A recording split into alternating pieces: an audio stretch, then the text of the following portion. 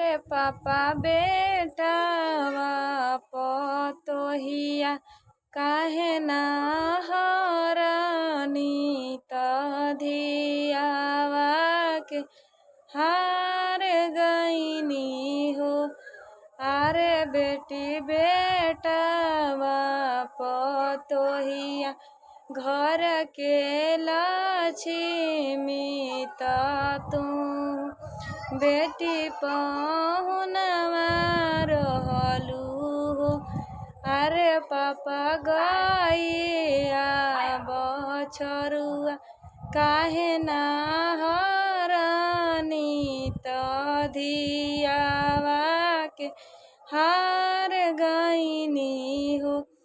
अरे बेटी गैया बछरुआ घर के लक्ष्मी त तू बेटी पाराया धन।